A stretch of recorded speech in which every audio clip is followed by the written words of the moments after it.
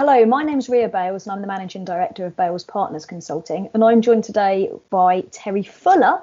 So welcome, Terry. Terry, you've spent years and years and years, haven't you, in the housing sector. So tell us a little bit about that, and then we're going to go on to talk about leadership and performance. Okay, thanks for the invite, Ria.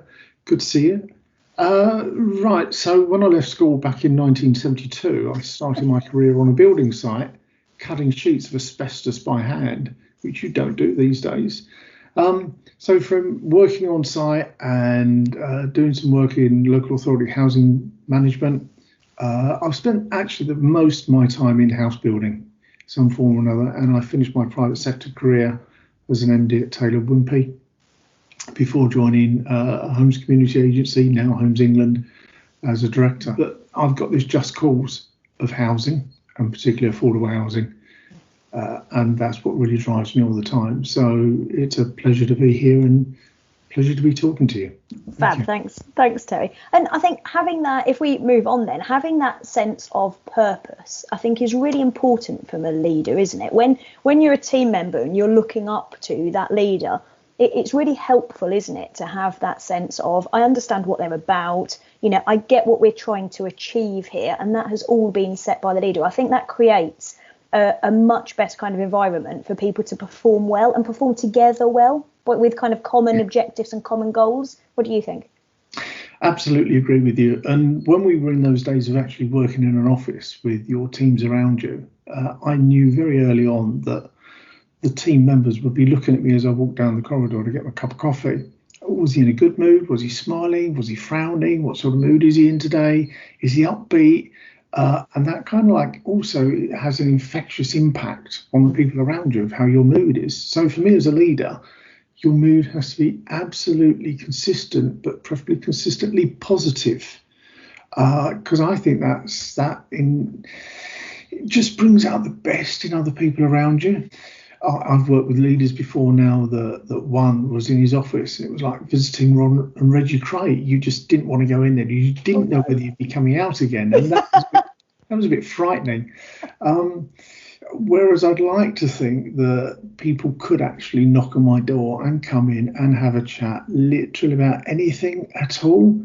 Because And I laughed at that, Terry, but actually, that's a really serious point. Actually, there is, in many organisations, there is that sense of fear that some people have, isn't there, about, I don't know whether I should raise my hand. I don't know whether I should own up to this mistake. There's a whole sense of fear around that. And whether that is portrayed from the leader or whether that is actually the experience and almost the baggage that the individuals bring through their world, that's almost kind of irrelevant. That I guess the job, I think, of a leader is to create that environment where you can learn and you can all muck in and you can make sure that things are delivered, that really open, collaborative type style. We've probably all had more bad bosses than we've had good bosses in our lives. So we've learned some of the bad stuff and you recognise it's bad stuff and you don't repeat it. Yeah. And you look for that good stuff and you go, that person's really got a lot out of me and out of others. So what is it about them that motivates them that I would like to be like them? So when I'm doing mentoring, I like to ask people who their heroes are. Give me 6 heroes, then sketch them out. And what I often find is there are traits in those heroes that they have that they want to absorb themselves. And I go, well, if you pick out those half dozen traits and become that, then you'll watch a difference. Years ago now, I remember you being asked to describe how it feels to be part of the team when you were regional director of East of England. And I remember you put so much effort and focus and investment of your time into building that culture for that team on, really driving performance, having really clear expectations of kind of what good looked like, celebrating those achievements. Maybe give me a sense and talk through with us, Terry, what are some of maybe the key foundations of how you built that? I think for me, it was always about having a very clear vision of where we were going and never moving that vision and never changing that message. And it could get fairly boring. But Tony Blair won his elections on education. Yeah. But that didn't change as a message. Whereas subsequent politicians, you try and nail them down on their core message and you'll find it difficult. So I think one of the key things about leadership is having that clarity of message and then the energy that goes with it. Simon Sinek talks about servant leaders, and I've read his stuff, and I absolutely get it that as a leader, we are here to serve our team. What do you need from me for you to perform at your very best? That's what I do. Which is fine, isn't it, Terry? I think when you have that clear vision and those clear goals, when you've got everybody kind of pointing in the same direction, moving off, they're going to bring their own creativity, their own ideas. They're going to bring all of their strengths that you get from multiple kind of team members. And there's that concept, isn't it, that the leader is there to unblock the hurdles, to give them the resources that they need, as long as they're facing in that same direction, all pulling together. Yes. Yeah, which is why, as the director, I frequently see, I'm a frustrated movie director, I think, is you bring around you the best possible actors and actresses. You broadly discuss the script, but not in too much detail. You give them the vision that you're after and you model it up and what your expectations are. You challenge their performance and say, I think you can do better than that. I think we can complete that sooner. We can make that bigger. We can make that better. Let's twist and turn it.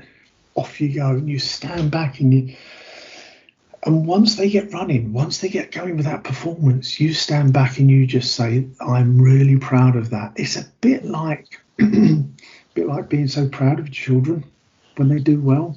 But you have to lay that style on top of some really, really solid foundations, don't you? I think recognising that people need that psychological safety, don't they? They need security. They need to feel safe. They need to feel a sense of belonging. There's a whole set of kind of human nature kind of needs that need to be met, aren't they? Before then people can use that as a foundation or as a springboard to then do their best to come off of that. Circle of trust, and you're either inside that trust of that circle of trust or you're not.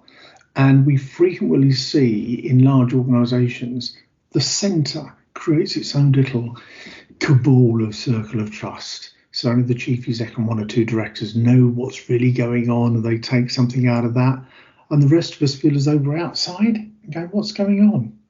There's one company out there, a new bank, whereby the chief executive shares all of his emails. If you want to see the chief executive email, you can tap into it. Yeah. Now that's brave. I'm not sure many of us are in that space at the moment, but that does create a huge circle of trust in the organisation that he isn't going off and trying to do something backhanded. He's quite clearly set where we're going, and I can be part of that. And if you can feel part of that, actually, that's really strong. I found that at Taylor Woodrow, people were there for 40 years. They really believed in the organisation because it came from the top. Yeah. Through thick and thin, good days, bad days, they were there. And there aren't many organisations like that partly because of the turnover in the modern world. But if you can bring together that sense of belonging to that organisation with a just cause, the performance will be phenomenal. And maybe that's one of the differences, isn't it, between kind of management and leadership. I think quite often when we talk about the performance of teams, we too often fall back to those kind of basic management tools of goals, KPIs, things to be able to measure people, things to be able to actually almost kind of control the delivery, the performance, and what the outputs then look like, versus the leadership part, which is actually creating that environment and thinking much, much deeper about what motivates people. How do I get this team together, understand its strengths, really, really know what are going to be the factors and the levers that I can pull to get this team really flying? So before you can know your team, you have to know yourself as a leader. And that's a space that many leaders try not to go into. But if you really understand yourself and what presses your buttons, Yeah. then quite frankly, you can understand what presses other buttons and why they're pressing your button. So you can say, I'm not going to allow you to do that. I know that that's what you're trying to do, but we're not going to go there.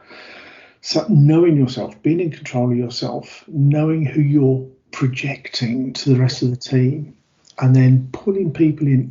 And the greater the diversity, the better. The last thing I want is lots of grey-haired, white old men, quite frankly, around me, because we'll get the same outcome. I want the diversity there that's going to come from the left side, and I'll go, I never saw that one. Brilliant. Let's run with that. Excite me.